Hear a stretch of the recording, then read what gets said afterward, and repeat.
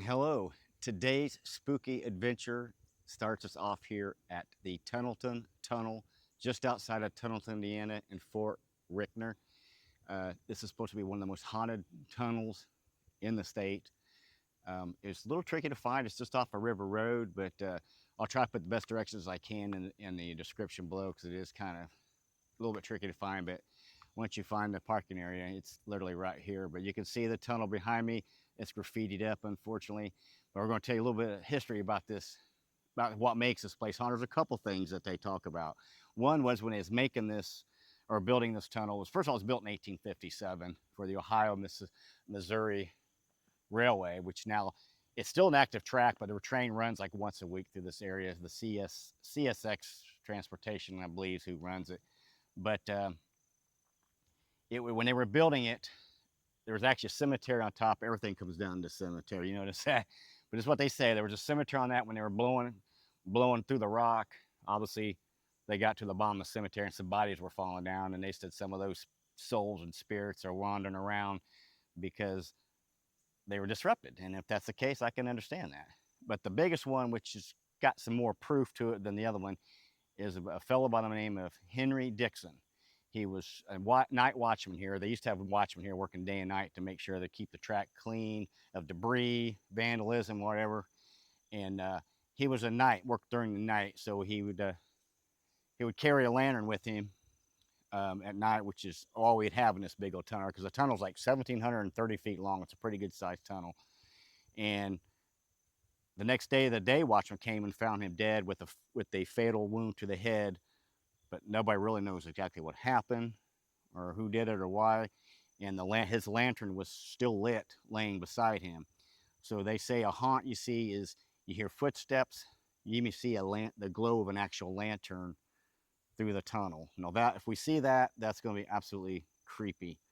But that's supposed to be the story of the legend of why this place is haunted. So we are here during the day. I don't know if I'd want to be here at night, to be honest. If I did, I'd want to have a pretty good group of people with me. I'm talking probably like 10, no offense, but lots of guys here, but at least 10 people, because it's pretty desolate out here. It's pretty wild. But I'm going to turn the camera around, kind of give you an idea of what we're dealing with.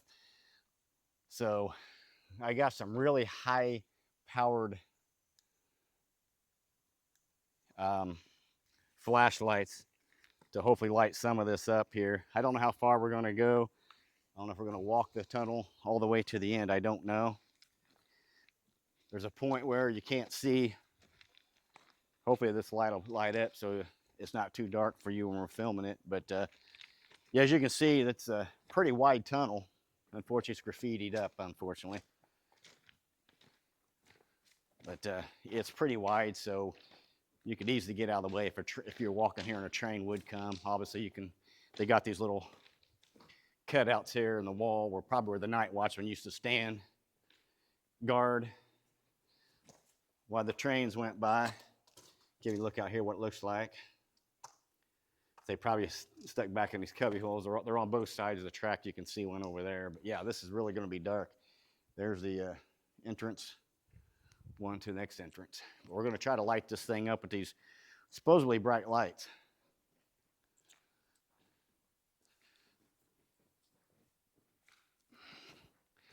You got your narrow beam on or your high beam? This one. This is not wide, but not all the way narrow. Right. Because you want to. There's the narrow beam. I'm going to hit the narrow beam so I can kind of. You keep your high beam on like that so it lights up around us. I'm going to keep the low beam or the narrow beam so we can see further down. I don't know how much this is coming out. Like I said, it is super dark in here, so I apologize for the darkness here, folks, but it is really dark. I'm going to try to keep by her so she's got the brighter light. But I like to be able to, see down the tunnel, wouldn't you? Ooh, be careful. Yeah, I'm kind of walking on an angle, so if we get shaky footage, that's my fault. So, yeah, these cubby holes are about probably what'd you say, 30, 40 feet. You got these little cubby holes through here, but yeah, it is really dark. That right there freaked me out at first. Now I see its reflection. Well, it looked like a lantern back there when my light first hit it.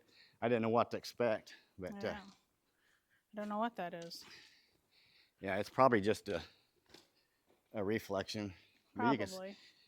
you can see people's definitely been in here and graffitied it up. I don't know why they feel they have to do that, but they feel they need to do it. But it's all brick lined. So far, we haven't seen any unusual things, heard any unusual things. I'm going to take a quick look behind us there. You can see the opening. I always like to look back behind me after so long. But yeah, you can see it's, hopefully it shines up. It is really super dark in here. Yeah, it's kind of creepy. So I don't know how, I mean, I even got my camera light on as well as these flashlights. Now these flashlights are bright, but I don't know about you, babe, but I don't know if I can handle just having a lantern walking through here at night. I don't think so. Be a little bit eerie myself.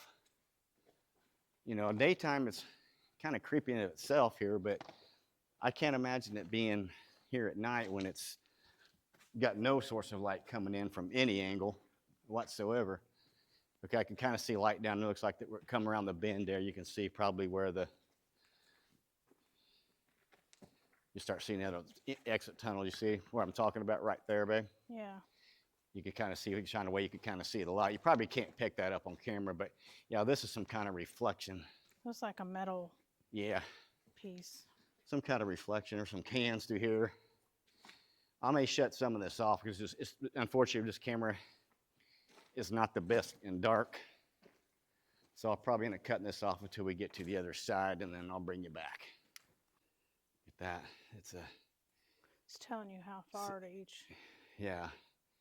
Does that mean Cincinnati? Yeah, probably Cincinnati and St. Louis. We got Cincinnati's 115 miles, St. Louis 224. That's pretty cool. So I wanted to show you guys that before we got back into the darkness.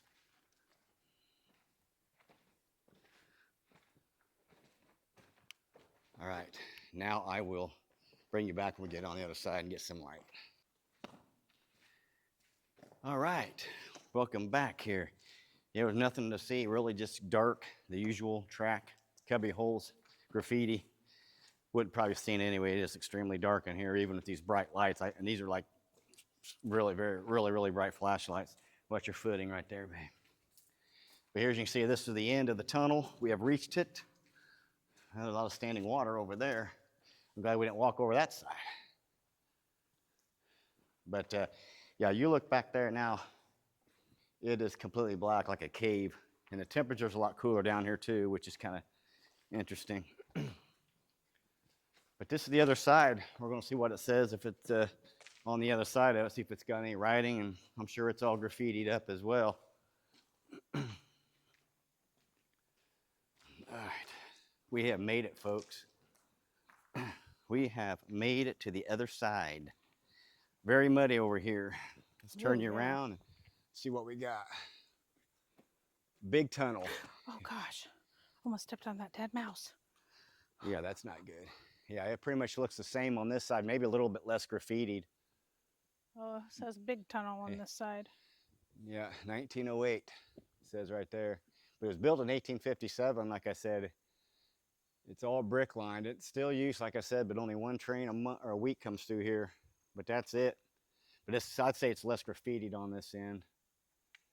And then there goes the tracks around the bend.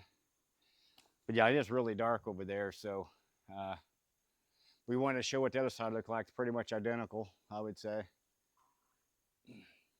So now we gotta go back through, and we'll see on the other side, and hope we'll make it.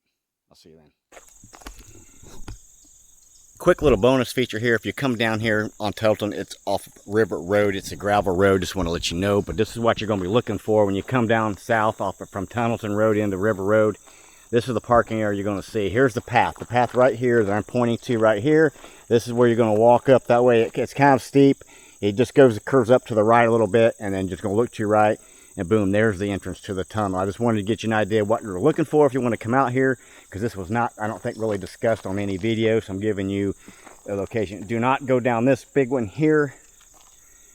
Go to this one. And like I said, here's a little parking area right here that we just pulled over to the side. and then river goes that way. But going that way goes away. Going back that way goes the Tunnelton. But I wanted to show you where the parking place looked like, a little parking area, so when you'll recognize it when you see it. Remember, take the big path to your left. That's how you get there. All right, we made it through the other side. We're fine. We did not encounter anyone or anything weird. Didn't see anything, didn't hear anything, no footsteps. But we did stop in about halfway through. It was completely dark, and it was just deadly silent, wasn't it? Nothing. Yeah, it was kind of creepy. Was, I was really glad to be out because yeah, it was so dark and yeah, you you kind of just don't know what's happening. Yeah, it's a sigh of relief when you come out on the other side, just because it's so dark. Even those bright flashes, I didn't do a whole lot to it, but we went, we conquered, we explored, but it was pretty cool to see. Like I said, people say they see lanterns and things, but we didn't see anything like that. But well, now you saw the haunted tunnel and where unfortunately Henry Dixon lost his life. So now we're going to go visit his final resting place, which is not too far from here. We're going to take a look at that and give our respects to him. So we're going to see right there. So don't go anywhere.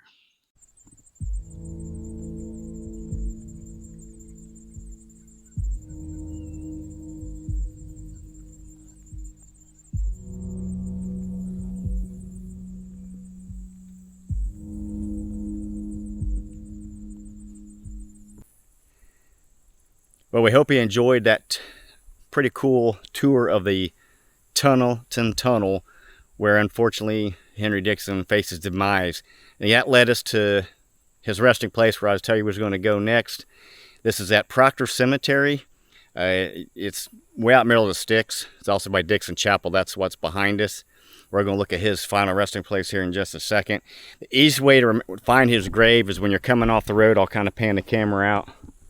Coming off the road there, you just take a left, and this path right here, it's right where it tees. You'll see the path go around here. It goes to the outside path. Then you can see the path here that goes back up to the chapel. So if you just turn down this main intersection here, and we're going to walk to the grave now, you'll see the one that looks like an urn or like a flower pot. It's the one right next to it. That'll be where Henry Dixon. One side's not hardly able to read it, but the other side is pretty readable, although it is starting to weather. You've got Henry Dixon, born March 1881, died July 23, 1908. Some flowers there. So yeah, that is the final resting place of the poor watchman that lost his life there at the Tunnelton Tunnel. So I wanted to show that, pay my respects to him, since we kind of explored the area there where he used to work and unfortunately lost his life there. So I wanted to make sure we'd come out here and see where may you rest in peace, Henry. But beautiful day out here today. But that's pretty much all we got for you today. I hope you enjoyed the video. We got to explore that tunnel. I've been wanting to get to that tunnel for quite some time. What did you think, babe? It's pretty interesting. Yeah, it's a lot of fun. It's not real hard to get to. I would definitely recommend using your GPS and your maps to find all this stuff, because there's a lot of turning back roads and around little hills. So you're going to need your GPS to find all these roads. But hope you enjoyed this video. Like I said, it was around spooky time, which starts in September. So hope you enjoyed it. Until next time, we'll see you then. Go make it a great day.